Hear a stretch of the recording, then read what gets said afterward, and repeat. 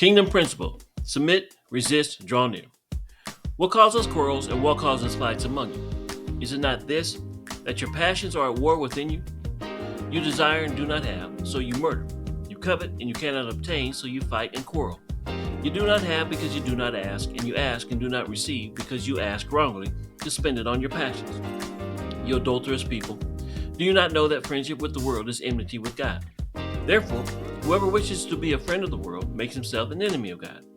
Or do you not suppose it is to no purpose that the Scripture says, He yearns jealously over the Spirit that He has made to dwell within us, but He gives us more grace. Therefore it says, God opposes the proud, but gives grace to the humble. Submit yourself therefore to God. Resist the devil, and he will flee from you. Draw near to God, and He will draw near to you. Cleanse your hands, ye sinners, and purify your hearts, ye double-minded. Be wretched and mourn and weep.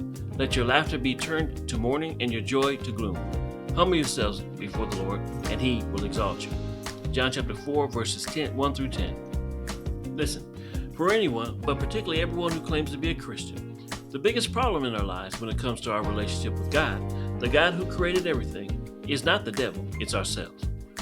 That means that as created beings, our greatest stumbling block to serving God, the God who saved us from ourselves, is that we are and can be double-minded.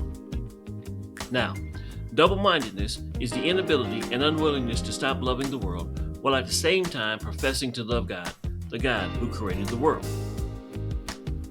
The problem is, you can't serve two masters. You can't love God and serve Him while you love the world and serve your flesh. You just can't do it.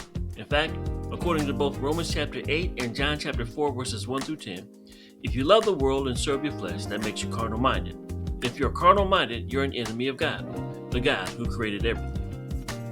So that means there's no such thing as a carnal-minded Christian. You either love God and serve Him, or you love the world and serve your flesh. And there's nothing in between. The lie that you can be carnal-minded and a Christian is another false doctrine that has been taught and people with itching ears submit to because they don't want God, they want what they can get from God, so they can spend it on their passion or use it to fulfill their lust. Covetousness and jealousy is the reason why people fight over foolishness, kill each other, lie to, cheat, and steal from each other. It's the reason why violence fills the earth, and it's the reason why we as created beings have grown cold-hearted towards one another, and more importantly, cold-hearted towards the God who created everything. But we are living in the end times, and we know Jesus is coming back soon. Now, if you want to be ready for His return, then you have to give up the world, humble yourself before God, push back on the devil, and he will run from you. Get closer to the God who created everything, and He will get closer to you. That's the only way we will endure until Jesus returns.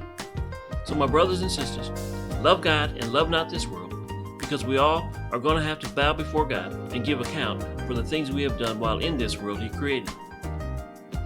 1 Peter chapter 4 verses 17 and 18 says, For it is time for judgment to begin in the household of God. And if it begins with us, what will be the outcome of those who don't obey the gospel of God? And if the righteous is scarcely saved, what will become of the ungodly and the sinner? In other words, what's going to happen to those who are His enemies?